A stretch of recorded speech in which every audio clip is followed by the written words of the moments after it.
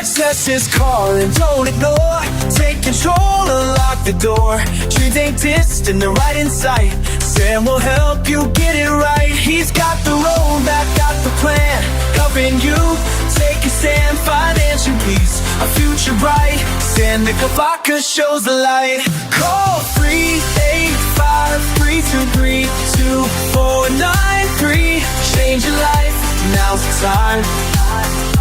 Build your wealth, make it strong. Leave a legacy that lasts long. He's got the keys, no need to wait. Financial freedom. Yeah. Welcome back to the Fuel Your Legacy show. And today we have another great guest. I followed her on Instagram after she introduced herself to me. We were introduced by a former guest, one of my originals, honestly, Matthew Scaletti. He's like probably in the first 50 podcasts that I interviewed, maybe a little bit later than that, but great guy. If you get a chance, he's a competitor. He does these 5 a.m. dance videos on Instagram. So if you go follow him and you're up at 5 a.m.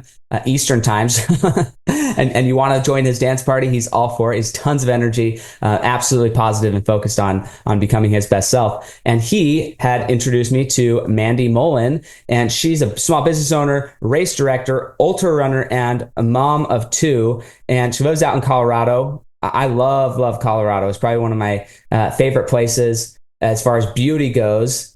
Right up there with Tennessee. Tennessee is probably more pretty than Colorado. But what I love about Colorado is inside of the Denver area, which Windsor is kind of close, but inside of the Denver area, you have you can go on this road, the outward loop, and it's like Zootopia. I think they made the movie Zootopia after visiting Denver. Like on the western side, it's rainforest every day, 5 o'clock, almost on like cue. And on the east side, over by the airport, it is Dust Bowl, nothing. Like it is just crazy how different that city is. Absolutely incredible when you think of it from a God's creation perspective. How they got all of that in an hour and a half drive is bonkers to me. But Mandy, I'm so excited to ask you tons of questions. I don't want to give too much away of your story and your introduction because I want you to share that, and then I'm going to just fire questions at you because I got lots to ask. Well, thank you for having me. And that's an interesting perspective. Colorado, we really do have it all. It's fall right now. And so to that point, it's freezing in the morning. It's like 40 degrees when I drop my kids off at school. We're all bundled up and we have heaters in the car. But then by the time we pick them up, it's like 85 when we're blasting the air conditioning. So it's a beautiful time of year here, though. Well, thanks for having me. I'm excited. It's actually kind of cool timing, too, that I'm talking to you today. I just saw Scaletti this weekend. So Scaletti is now also an MC. I don't know if you touched on that, for races and endurance events, and a motivational speaker. And I can tell you later how I met him. It's kind of part of my story, but he's now an MC for my race series. Cool. And he flies out here a couple times a year to pump up my runners at our events. And so he just left 2 days ago. Well, he would definitely be good at that, man. I joined his dance parties for a little bit right after I interviewed him. And I was like, okay, this is a little like, I don't actually get up that early. So it's a little nuts. But he's good at being nuts. Yeah, he's been a motivational speaker for a while, spoken a lot of things. He does other things professionally as well. So I'll let him talk about that just for some practice. But yeah. So what's your story? How did you get into where you are today? Where'd you come from? What was your family situation like growing up? So I'm from Colorado. I'm one of very few Colorado natives kind of still left. We're a rarity these days a little bit. So I grew up in northeastern Colorado on the plains. Talk about Dust Bowl. I'd like to say I grew up where the cows grow. It's just wasn't a lot there. I left. It's a town called Brush. I think we had 5,000 people in the town when I was growing up. So very small. And I left there the day after graduating high school and started college early in the middle of May, like an early college program just to get out. And I've kind of always been a go-getter and always looking for what's next. And yeah, so I grew up small family. My dad says he went to the School of Hard Knocks. So he started working right after high school. They got married young and started having kids young. He worked as a heavy machine operator at a hazardous waste management facility. And my mom stayed at home and raised my sisters and I. Eventually, she went into working for the school district so she could just be with us full time.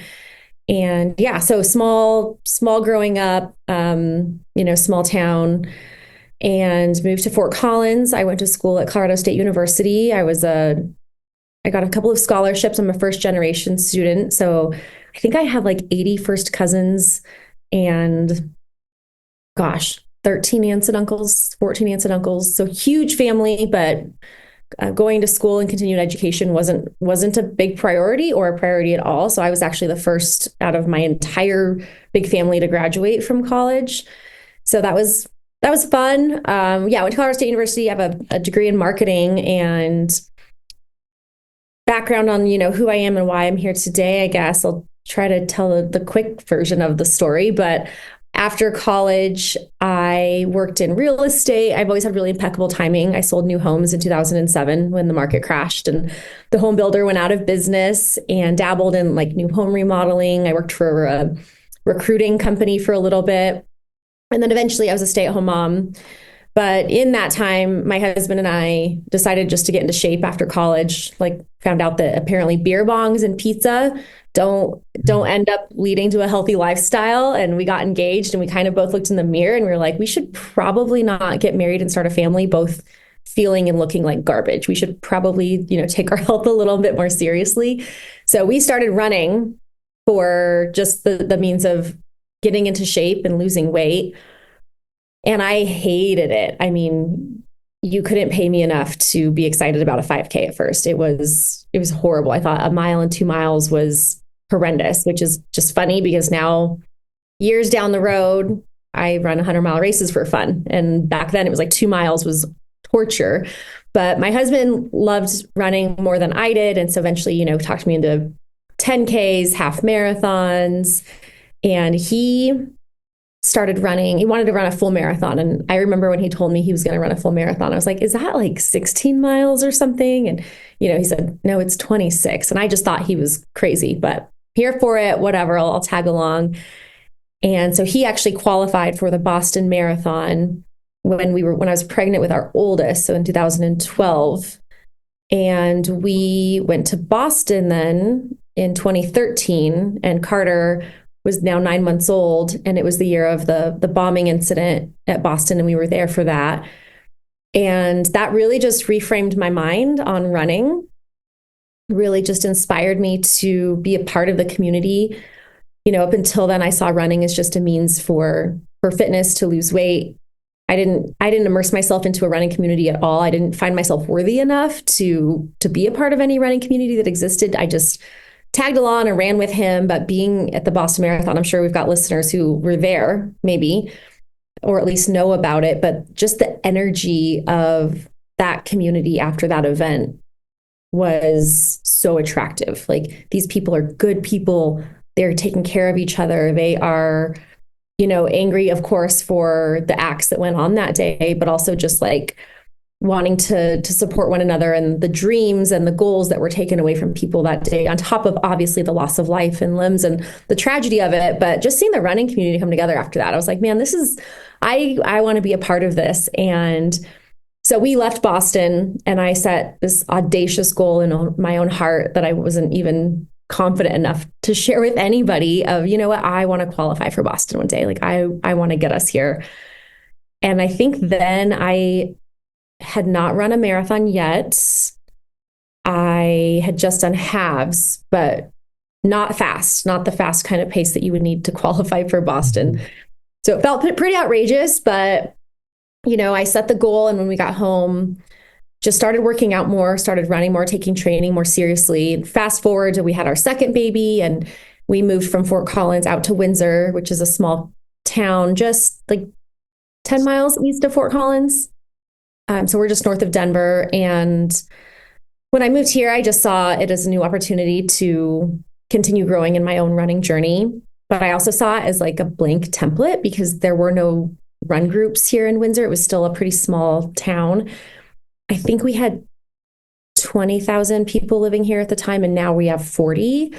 This was 2017, but I was like, you know what? No one knows here that I'm not a real runner, quote unquote, right? Like, I've got this imposter syndrome, but I can start a running group and no one knows that I'm not the best runner in the world. So decided to become a group fitness instructor. I started a women's running group, and really it was to not only support my own goals because I'm trying to, get faster and qualify for Boston, but really to support other women in their running journey.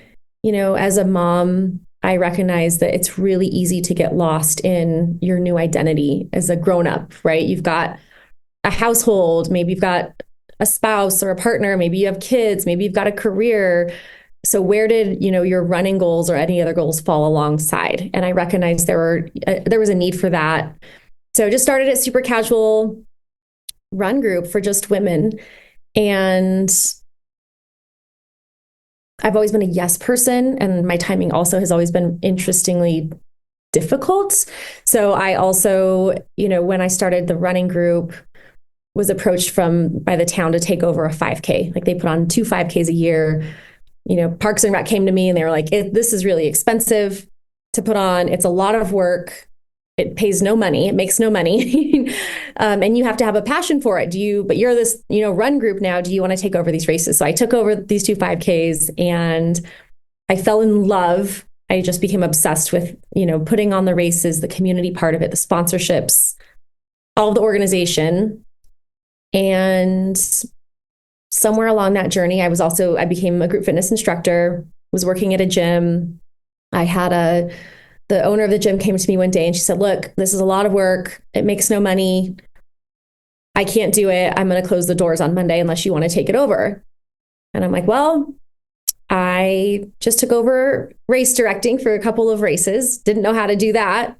Someone told me it makes no money and it's a lot of hard work, but I did it and I'm loving it. And you're telling me the same thing about the gym. Like, sure, why not? Let's go for it. So I took over a group fitness space. Timing was awesome because it was March of 2019. So we all know what happened in March of 2020. Here I am trying to barely get to a point where I'm maybe breaking even. And by break even, if I've got gym owners listening to me, by break even, that means I'm not paying myself. I'm also not paying a lot of people. I'm doing most of the work, right? I'm teaching most of the classes. I'm wearing all of the hats, same thing with the race series. And yeah, COVID hit and we got shut down. So, here I am trying to race direct, trying to still qualify for Boston, even though my Boston qualifying race got pulled out from underneath me. And I'm trying to keep a gym alive through COVID and trying to keep a brick and mortar going, even though I'm not allowed to open my doors and operate. And yeah, fought the good fight with all of that. Had grown the race series to be, at this point, we were planning on having 7 races in 2020. So I'm still, or maybe 5 or 7, I don't know. Every year we just keep adding. So I'm trying to plan all these races, which we're being told we can't have. I'm trying to keep the gym open. I'm trying to homeschool, trying to qualify for Boston. And at one point, as soon as they did cancel my qualifying race, I just was like, F it. I'm done fighting all of these things that feel so hard. One thing that could give was running fast. That felt didn't feel fun anymore. It felt like another hard thing I had to do. And so then I turned to ultra running because it just became more fun. It's peaceful, it's meditative. It was my therapy. And yeah, I don't know, turned to ultra running. Eventually I closed the gym because, again, just banging my head against a wall. I'm one of many gyms in our town at this point.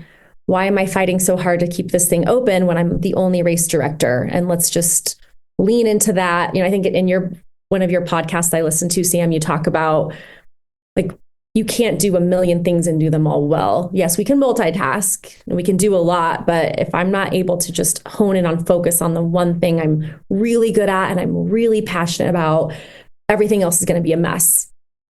So I recognized that. I let go of the gym and leaned into the race series. And so where I'm at today in all that mess and all that growing and learning lessons is I own 2 race companies and the founder of a nonprofit. So we have a local race series here in Windsor and 2 other towns that are really close to me. We put on 9 races a year from 5K to 24 overnight ultra backyard style races, with marathons and half marathons in between.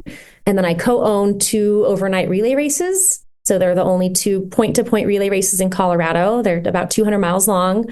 One runs from Fort Collins to Steamboat Springs, and the other one from Idaho Springs to Buena Vista. So if I have any Coloradoans listening, that sounds like a lot of climbing. It is. We've got some mountain passes that our runners run over.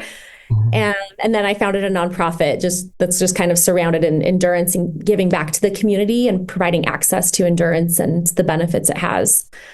And so no longer gym owner. I still have my 2 kids, got them through homeschooling. They're good and well. I've got a 10-year-old and a 12-year-old boy. I'm married. My husband's in the Colorado Air National Guard. And then I'm an ultra runner. So I've got 300-mile belt buckles on my belt, under my belt, I guess. And I just earned my first DNF this year. DNF, what does that mean? Did not finish. I forget that might not be talking to a bunch of runners. It's all good. That's why we're here, because we're expanding. Teaching ultra running. Yeah, DNF is a did not finish. So I dropped out of the Leadville 100. Have you heard of Leadville? I know nothing of running. I'm definitely in the beginning stages of where you were, as in I don't like it. In high school, I ran because there were pretty girls, and I was slower than them, if you know what I mean. Like, so I want to catch you. Hey, you got to do something to get exercise, so you may as well make it fun. But that's like torture. It's a thing I do because I know I don't like doing it, and so I do it. Like, that's where running is in my mind. And so anyways, but yeah, I know nothing about it. Me and you and Scaletti are going to get on a call and we're going to plan your races. I just feel this coming. Okay. Yeah. I'm not opposed to it. What's funny is, like, I like the accomplishment of it. I would much prefer like trail running than like, oh, let's go run a 5K down the street. Nah, like, if I'm going to go run, I would rather run through mountains and like go up and down and maybe not get the best time, but like at least it was pretty. And there was some engagement and there was some potential that I like twist my ankle or something. I don't know, like something fun, challenging. I'm with you there. I am very much addicted to the trail running now. Yeah. So the Leadville 100, it's one of the most iconic and one of the most challenging 100-mile races in the US. It's hard to get into. It has a really cool history. It started out very small as a race that they put on really to save the economy when the mining bust happened. But I've run it twice now with finishes. I'm not winning it by any means. I am like a back of the packer. The cutoff time for this 100-mile race is 30 hours. I've always finished it in around 29 hours, which they call like the golden hour. You know, the people that are like out there gritting it through for almost 30 hours. But it's really challenging. It's got about a 50% DNF rate. So 50% of people that start the race don't finish the race. How far through the race do you get to go before they say, yeah, you're not? Like, because the cutoff time, I was talking to somebody, I don't know where I was, but they said that they were doing like a triathlon or something, and they didn't make the time for the run. And so they just got kicked out of the run and said, hey, you're just going to get bussed to the next section. And that's what it is. Yep. So those cutoff times start pretty early on in the race. There's actually a cutoff time at every single aid station that you hit. So it starts at mile 13, and then every aid station you hit, you have to get there by a certain time. So yeah, and it's got 18,000 feet of climbing of gain and of loss. So it is a lot of climbing, and it's pretty exposed. It's a lot of dirt forest road and some single track trail, but pretty exposed, very high up. Leadville is at like 11,000 feet. Wow. At base, like 10,600. That's where Leadville's at. And then from there, you're climbing up mountain passes throughout the race. So it's very challenging. I would argue that, and my friends would agree, my running friends would agree, that it's usually not my physical strength that's getting me personally through it. It's my mental strength and my grit of just this fight inside of me, which I think leads to probably part of our conversation of just the entrepreneurial spirit. You have to be gritty. You have to be able to push. You have to know when you need to push. And a couple of times in both my career as a runner and as a business owner, I've also learned the lessons of when it's okay to not have to push. And that's a hard lesson to learn too. And finding that balance of gritting it out and fighting. And then also the times where you're like, you know what, it's okay to take a step back for a second. In the community of running, like how common is DNF, and like in percentage wise to a finish versus non-finish, how common are the non-finishes, and how is that generally looked on inside of the community for people who have multiple of those? That's a really good question. I was actually just at a running conference last weekend and we talked about this. And I want to say every race has a different DNF rate. Probably between 20 and 50%, I would say is average.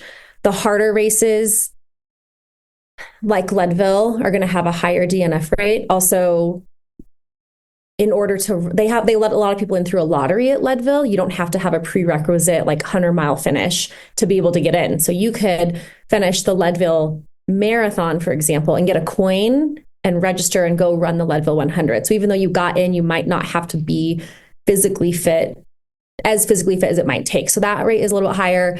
Other races, like I ran this race called the Cruel Jewel 100 in Georgia, and it had 33,000 feet of elevation gain and loss.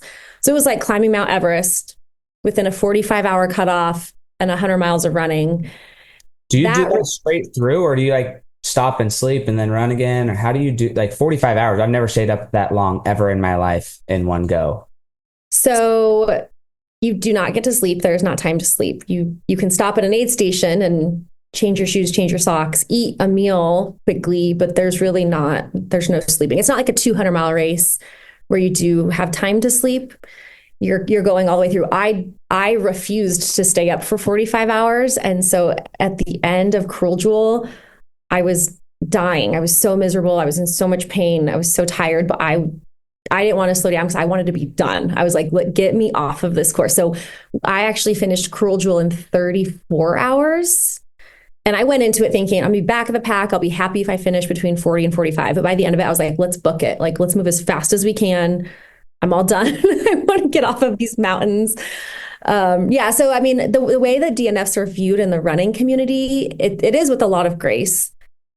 Because it's not a fast road marathon, the community knows that running is so much more than running, and that it does take a lot of mental strength, physical strength, and also when you're out there asking your body to move and perform for anything more than 4 or 5 hours, everything can go wrong. I mean, you do not know how your GI system is going to react, how your mind's going to react, how hydration's going to go. We kind of joke about how ultra running is really just an eating competition. It's like how much can you eat and drink while still asking your body to exercise? It's just a big game of, can you take in the calories that you need? How's your digestive system going to respond to that while you're actually running and climbing up and down mountains? So without losing your lunch on the side of the. And there's a lot of losing lunch. Don't. I'm sure. A lot of every direction. It's crazy. So I have a ton of these questions, and we're not going to get through all these. I don't think even probably half of them, but we'll see. We'll see where we can go. So I want to just first recognize it's funny when I interview people and you don't know who is who, but it's funny when you get to interview people and they're like their story's so similar to yours that it's almost like eerie-ish. So I grew up in a small town called Parma, Idaho, where there's only 2,000 people. And absolutely, like the day after graduation, my car was packed and I moved down to Salt Lake area because I was done with the small city. I'm the seventh of 11 kids, and there's a ton of people in my family who like the rural living. Like they would love to just have 1,000 acres, farm, chickens, cows, everything. I'm just like, that is not... It's never been me. I grew up that way, but I've never enjoyed it. I've always been, how do I get to a store? I want to go shopping for clothes. I want to go experience humans. Ironically, I'm very introvert. So it seems like, well, why would you want to be around so many people? And there's two ways to be lonely or to feel isolated. You can feel isolated by literally not being around anybody. That's one form of isolation. Another form of isolation is being involved in so many people that nobody takes time to recognize you. So there's two forms of isolation. Same way with nature. You can. One of the things I like about being in just massive cities is the awe and wonder of like, there's so many people. Like all of these people came from a creator, in my opinion, right? They all were created. All this was created, and we've effectuated and created something cool too, a city, right? The city is in no way as cool, in my opinion, of a creation as nature, but it's the same type of feeling that I get when I'm on top of a mountain and you're looking out and there's nobody and you're just there and you're like, wow, this is untouched. This is also awe-inspiring. Look at what God created. So both things can turn you towards your creator, even though they seem like polar opposites. It depends on what your inner dialogue is and how you view what you're doing. And so I just think that's funny that you had that experience. And then your dad worked while your mom stayed home. My dad worked while my mom stayed at home. There's a lot more kids. Sounds like, I don't know, you have a lot of siblings, though. 80 first cousins. How many? I only have 2 siblings. Yeah. How many aunts and uncles did you have? Like, so my mom was one of 12 yeah, I children. knew there was a big family somewhere in there. Her mom was so maybe not first cousin, sorry, first and second cousins. I have 80. Okay. So my grandma had 80 grandchildren and great grandchildren. Maybe there's like a couple of great grandchildren in there before she passed away. So not first.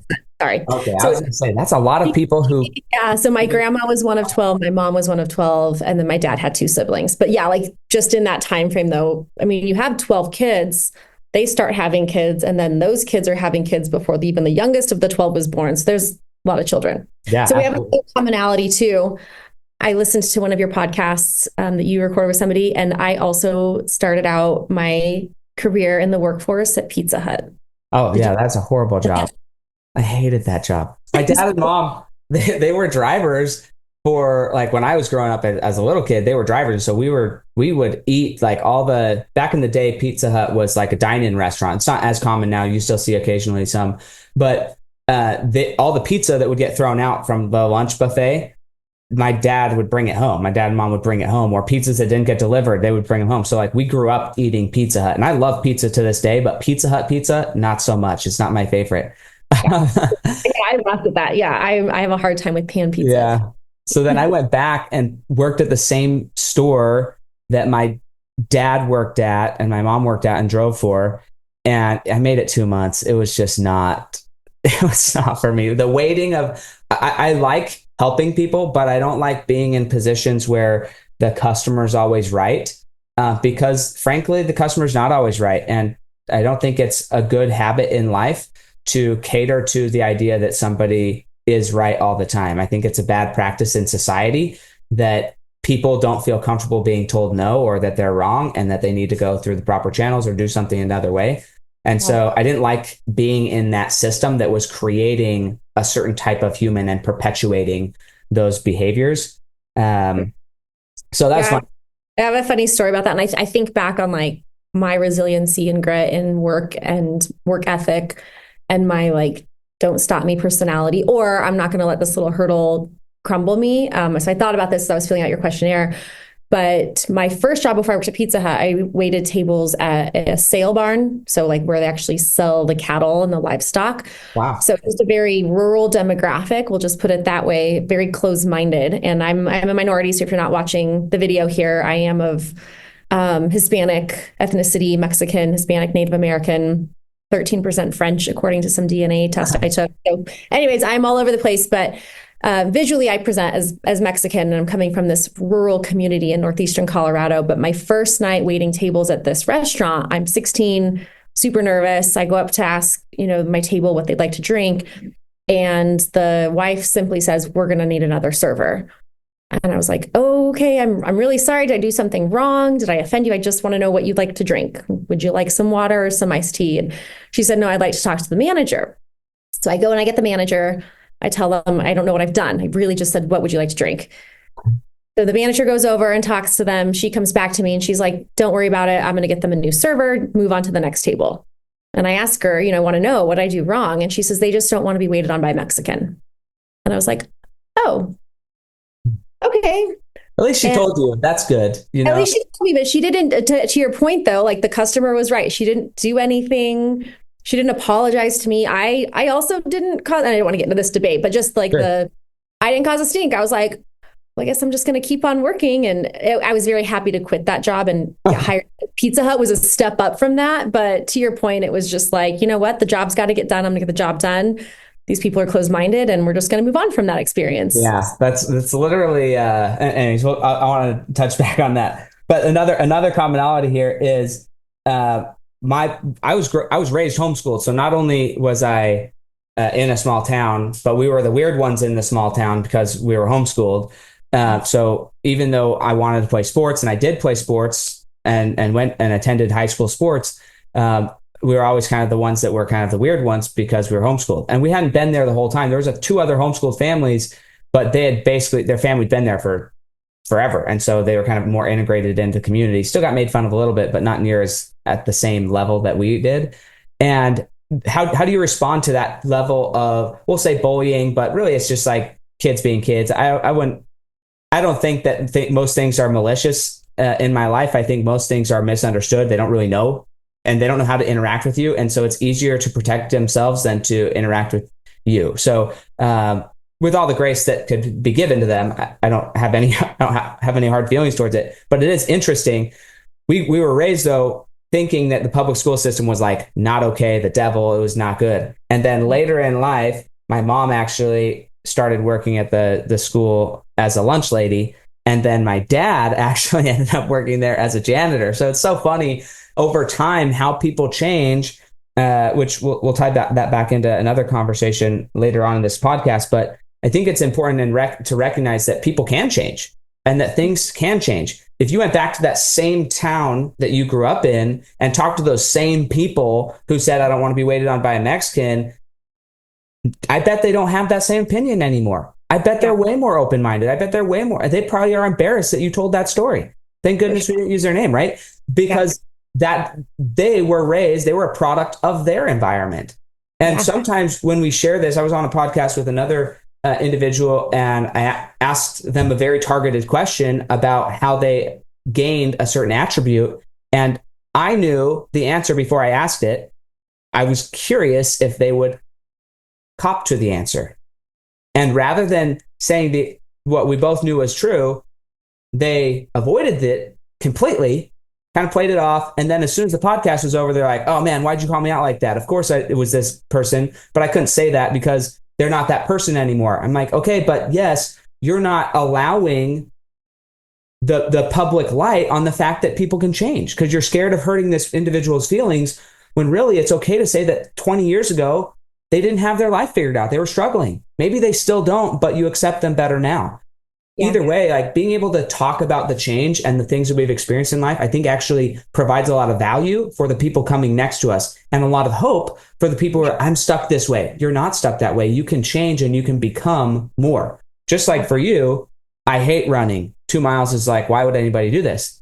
Right. Now you run stupid legs. I'm there. Stupid legs. I don't know why you're doing it.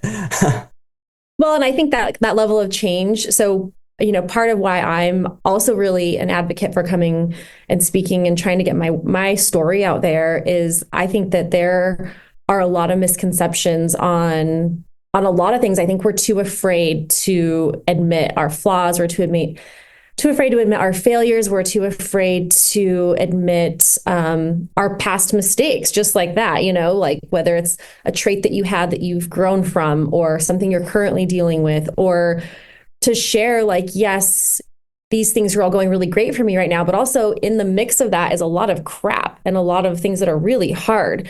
And so I try to really be an advocate for small business owners and ultra runners and moms like, well, yeah, you can have things going really well. Like it's also really important for those of us that are in the public spotlight to share with others that it's not all flowers and roses and butterflies all day long. Like this is hard. Life is hard.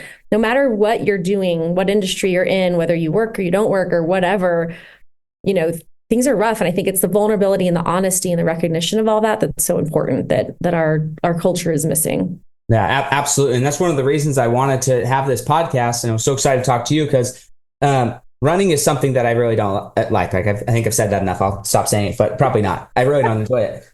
I do, though, enjoy that it's a hard thing.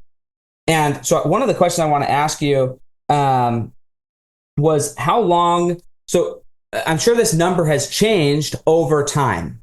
Okay. And we could talk about this conversation in business, in relationships, in family, in all these different areas.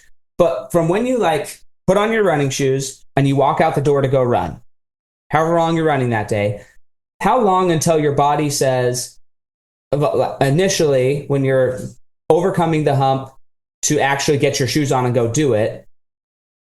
You start running. How long until your body says, okay, it's fine, we can just keep going until we decide to stop? How long does your body have to adjust to the fact that it was sedentary and now it's like in the momentum, it's in the rhythm, and now it's fine? That's definitely relative to the level of runner. So I think as a beginner runner, it's probably 5 to 10 minutes until you're like, oh, okay, I can keep going longer. When you're out and then you just feel like you're good, you're energized, you've got this, as long as you're running at a slow pace and you're not sprinting and you're running too fast. Sure. For an endurance runner, so like for a long run, if I'm going out for like a 20, 30 mile run, I'd say it doesn't settle in until mile 5. So like so you're saying the longer the goal, the longer it takes for your body to adjust to, okay, I'm okay, we're just going to do this. Yeah. I think it's just kind of relative, because I think your mind is like, if you're going out for 4 miles, 5 miles, maybe the first mile, which is like 10 minutes, is like, oh, are we really going to do 5 miles today? Right. And maybe it's a percentage game, and maybe this is just my opinion, but in my experience, it's like that first mile of a 5 mile run is like waking up. I'm not sure if I really want to do this. It's because your mind knows you've only got 4 more to go after that. I think that's where the mental game is for me. And then typically when I go out for like a 20 or 30 mile run, those first 5 is like, oh, I don't know, are we really going to do this? But then afterwards you settle into it. So it's probably just that percentage. And that's what I want to get at, because it is a mindset. The first 20% of it is just hard. So I think it's the mindset piece. Yeah, it's a mindset piece. No matter what you set your goal at, if you set your goal at $100 million, then the first 20% is really difficult. If you set your goal at $100, the first $20 is really difficult. And then you're like, oh, okay, I made 20, I can go make 80. But the reason I want to highlight this is it is a percentage game. It is a time that you just have to overcome the time. Now, some people will say, well, I want that to be shorter time frame, so I'm only going to run shorter distances. I'm only going to do shorter, smaller dreams. I'm only going to have shorter, smaller legacies. I don't want to be noticed. I don't want to be remembered, because I don't want to have to overcome a lot of resistance. Whereas you say, you know what, that's fine. I'm still going to run a 100-mile race, and the first 20 miles are going to suck. That's okay. I'm going to do it. I do have a question, though, about that. After you hit the 20 miles, you're like, okay, I'd keep going. How long before your body starts to doubt itself again, and you're like, man, am I really going to do this again? Or are you locked in for the next 80? Or what does that cycle? Because I know it cycles for me, and maybe it's because I'm just starting. I don't think that. I think humans are humans. So how long does it take for it to recycle? And you're like, are we going to keep going? Really? I was good for another 20, but really? Yeah, I think it's the first 20% and the last 20%. Okay. That suck. But also, I think once you get to the 50%, it's hard to think about giving up, because and once you get like just right over the top of the mountain, right? So not that every race is a straight up the mountain and down the mountain, but sure. After you get past that halfway point and your body is like, oh, let's start thinking about giving up again, or your mind starts thinking about, let's give up again. Well, wait a second. Why would I do that? I'm on the downhill. I've already gone over halfway. Let's just keep going. And so I think that energy takes you up until 80% done. And then the last 20, it's just, that's terrible. It's pretty horrible, but there's absolutely no way you're going to give up now, because you've got 20% left to go. So I think that in-between piece is a little easier for that reason. Once you get over the 50% mark. Yeah. And it's getting over the 50. I personally, when I go running, because I don't do it every day because it's not my favorite, but when I do go, I like to run not like laps, because laps I can stop anytime. So I'm more of somebody who's like, I'm going to run out one direction, and the only way back is either back the way I came or to finish the route. Yeah. Because at that point, once you're 50% out there, you got to go back. Yeah. And you may as well go back fast than go back slow, to your point. So I think that's I've thought about calling an Uber one time. That's happened. I've never done it, but it's crossed my mind. that would be funny. If you're running trails, though, there's no Ubers. No. The mountain, I call the helicopter. Hey, come get me. And a horse. Yeah, no. So I think that's huge. But this bleeds into the next phase of this, because if we all know that the first 20% is going to suck, doesn't matter what your goal is, doesn't matter what your dream is, there's a level of, we have to overcome something. And to what you said earlier, your body gives out before your mind does. most people's mind gives out way before their body does. And when I say your body gives out, your body's not the thing that's like, hey, I'm really excited to finish this race. Your mind has to tell your body, hey, we're finishing this race. Because your body can probably do a lot more than even what your mind is telling it to. Survivors. But what's the value of that community? That was really a transition point for you.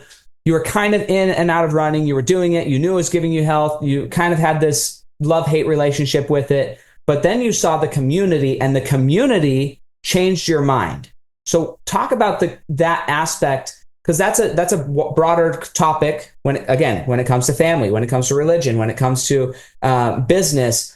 Community is what can band people together and get them to produce and perform at a higher level than if they try and do it themselves. Just them and their spouse. We're going to make this happen. Hey, you're going to get a certain distance with that. But at some point, if you want to do something great, you need a community. So what does that look like? And what did that look like for you? What was the transition? Yeah, I think for me, it started with really selfishly, like I want a community around me to help build this. But as soon as I built that community, we'll just start with the women's running group. As soon as that was built, I was like, oh no, what I love way more about this is what these people are doing for each other. And that could be just the leader part in me and the human. I'm just a natural connector. I love, love, love watching other people get connected.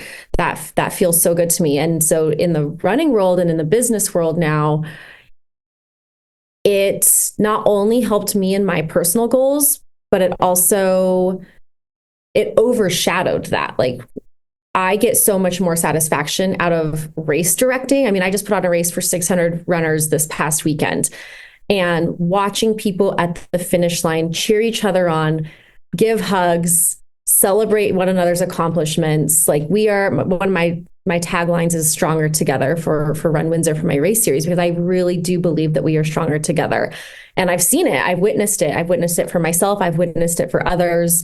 And it's amazing to be surrounded by people that believe in not just themselves, but believe in you, and really believe in this natural flow of when all waters rise, all boats rise. My races aren't uber competitive. They're more of a community. Like, I just see people celebrating together, and first time marathoners running together and chatting the whole time. So yeah, it's been a game changer. And I've just realized that if we give into a community and we come in with a servant's heart and we give and we say, not what can you guys do for me, but what can I do for you? It always comes back to you, and it helps just to grow and, help you as a person. So I've seen that with the running community. I have absolutely seen that in the small business community. I mean, I was trying to run a gym during COVID pretty much by myself. I hadn't gotten super well networked. I wasn't really relying on networking groups or other entrepreneurs. A little bit, but not a ton. And I realized very quickly, trying to keep a brick and mortar open in summer of 2020, like how much I wanted to be a part of a community. I wanted to sit at a table with other business owners who were having to grit it out, having to figure out, where do I come up with funding to pay rent when we came from small, like, I got no money. I'm not a trust fund baby. I have no money. I don't have some rich uncle who's going to give me $100,000 to keep my business open. So when you just realize the impact of it, it's so important, and it's applicable to every level of life, whether you're a business owner or a runner or a stay-at-home mom. I was a stay-at-home mom for a while, and that was a very lonely place to be in until I found a mom's group. There's a reason play dates exist, so it's who we are. I mean, human beings, we were meant to be connected. We were meant to help one another and rise together. Yeah, I think that the unintended consequences of you doing what you feel called to do may be what you're really called to do. But just like that 20%, if you don't ever take action on that 20%, you may not ever find the other 80. You may never find what you were truly meant to do if you're unwilling to take the action to put yourself in the vicinity to really find your calling or your purpose. You may go into something thinking one thing is your purpose and come out of it thinking, wow, my purpose was so much bigger. The book, The Dream Giver by Bruce Wilkinson, is actually probably one of my favorite books for expressing this topic. He spends all this time and energy to get to his dream. And by the time he gets there and he's kind of sitting in his dream for a little bit, the white feather comes and says, hey, there's another dream. You got to go to another dream. He's like, wait a second. What do you mean I have to go to another dream? I thought I made it. Well, getting to that dream ended up feeling familiar. And it was important for him to go find another dream. And that really can happen in our lives so often when we get to where we thought we were supposed to be. There's so much more purpose on the other side of that. And there's so much more contribution and love to give in those experiences. We are not going to get through all my questions. I'd love to have another conversation with you. However, I have one final, I think we're just going to end on this one final question before we, anyways, we're just going to miss out. So that's okay. So when, as this is a legacy podcast, okay, I have rebranded in my mind, and I tell people about it. So I'm going to say I rebranded SMART goals. So we all heard of SMART goals as being specific, measurable, attainable, realistic, and time bound. And I think there's a time and a place for setting something that aligns with those. However, I also believe that if you want a smart legacy, if you want to create a real big difference, if you want to create something massive, then you need it to be sexy. It needs to be something big enough that it holds people's attention, like running 100 miles. Like you go tell somebody you ran 100 miles, they think you're crazy and they're going to talk about you, or they think you're crazy awesome and they're going to join you. Like there's no real in between on 100 miles. 5 miles, it's like, okay, fun or not. But like 100 miles, there's no in between on that. It's either nuts or it's not nuts. Yeah. Generally. Okay. And then it needs to be massive enough that you can't do it by yourself. Mm-hmm. If you want to create a real big movement, a real legacy that's going to create and have a massive impact, it needs to be massive enough that it requires people. It needs to be audacious enough that you have haters who doubt you and don't think you can do it. And you have supporters who are like, I'm all in. How can we help you accomplish this? It needs to be remarkable. Once you accomplish it, people are gonna be like, dude, my friend just ran 100 miles. Because that pushes the legacy. It pushes the dream. It gets people to talk about it and do stuff. And then transparent. And transparency is key, because if you really want to accomplish it, if it's going to be sexy, you have to tell somebody about it. If it's going to be massive, and you need people to help you, you have to tell somebody about it. If it's going to be audacious, you have to tell somebody about it. If it's going to be remarkable, they have to know about it. Transparency is key. When you made your goal to go do something after the Boston Marathon, you mentioned that you kind of just set that goal inside your heart and you started doing more, but you didn't tell anybody. Mm-hmm. I'm curious. My belief is, I don't know you, but I know success. My belief is you eventually told somebody before you actually accomplished it. So at what point did you get to the realization, if I'm actually going to do this, I actually have to communicate my goal? Yeah, I think it was because it was going to take so much hard work, and it was going to take time, and it was going to take focus off of other things I was doing. You have to communicate that to get people on board. So everyone on your bus, they've got to be on board, whether it's your family, your friend, your coworker, your business partner. Like you can't, in a business, you can't set $1 million goal and start changing all your habits and put action items in place and not tell your coworkers or your business partner, because they're going to be like, what the hell are you doing? You have to communicate that to everyone around you, and you have to get everyone on your bus on board. And if they're not on board, they probably need to hop off your bus. They don't deserve a seat at your table if they're not able to be on board. And so I think with training, that was just the one thing right there. It was to tell my husband, I think right off the bat, like, hey, you remember how you worked so hard to qualify to go to Boston? I want to do the same thing. And then he's like, okay, absolutely. I can get behind you doing long runs on the weekends. I will help with the kids' schedules the way that you helped with the kids. And and then it was the same with the running group. And, as I've built the rest of my business, it's absolutely, it's telling the community, it's me going to my sponsors and saying, hey, I need you to sponsor this race, because I don't want it to be 50 runners, because we don't want to just impact 50 runners. We want to impact all of Northern Colorado. We want to domino affect the positive impacts of running. We want our kids to show up and run fun runs. So how do we make them more fun? I need a sponsor to help me pay for medals for kids, for race bibs for kids, for shirts for kids. Even if we're going to only charge mom and dad $10 for kiddo to run, I need sponsors to help make it happen. You tell a sponsor that, you tell them your reason, your transparency, your story, your mission, who you are and why. And they're like, I'm on board. If you just go to a sponsor and you're like, I just need money because I need money, they're like, no, thank you. But you have to tell them all the reasons why. And then they'll hop on board and then they want to be a part of it. And then they're inspired. And then they're like, oh, I want to run, or I'm going to get out there and advertise my business at your race. And, it's the ripple effect of all of that has been so amazing to watch. It's been, to your point, there are so many people just in our community that we've gotten to run ultra marathon races that wouldn't have never dreamed about running more than a 5K, more than a 10K, but they watch it happen. And all it takes is watching one person realize that limit is not a limit, that limits are fake. These are these false mindset ceilings that we set, both physically and mentally. When we say, you'll hear someone say, I could never run a 10K. Well, you absolutely could run a 10K, but you're not going to if you keep telling yourself you can't do it. Same thing, like, I'll never make $1 million. Why? Says who?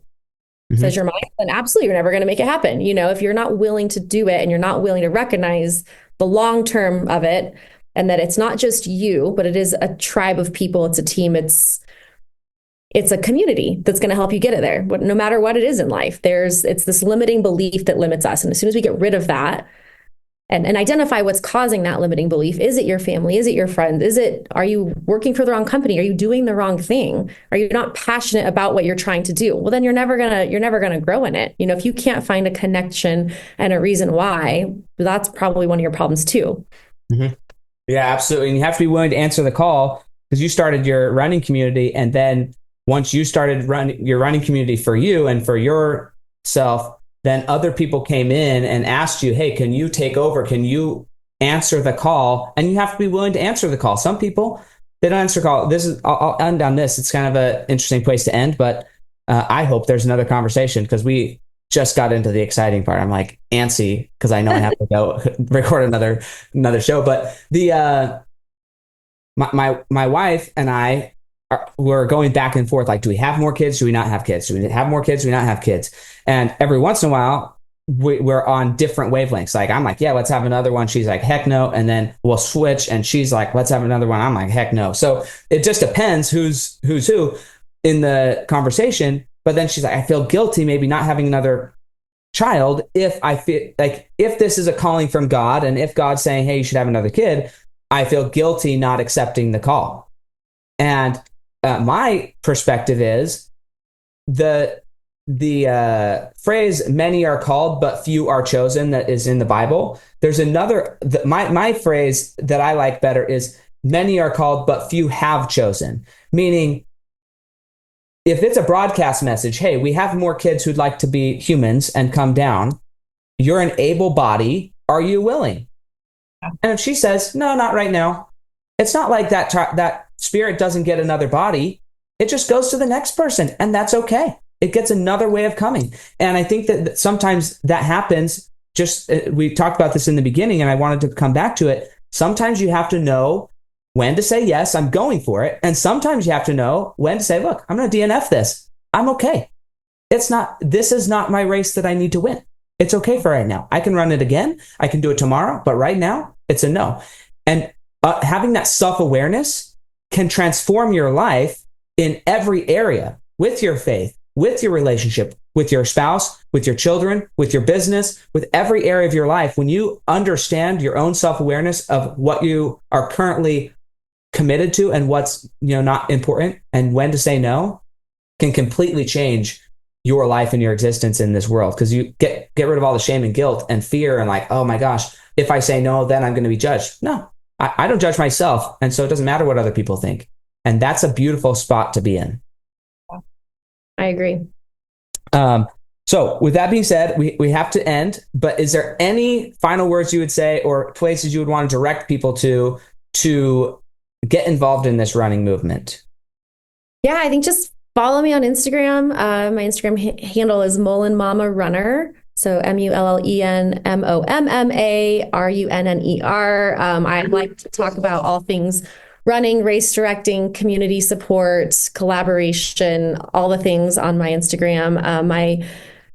All the race series that we put on, including our cross-state overnight relay races. If you're so inclined to join us for a race, volunteer, sponsor, runner, whatever, it's runwindsorco.com. And yeah, I just would like to be connected with others and help other people as they reach their goals, no matter what it is, running or not. So that's where you can find me. Fantastic. I love it. And we will catch you guys next time on the Fuel Your Legacy Show. Call now, don't hesitate. 385-323-2493. Change your fate. A legacy in motion, watch you go.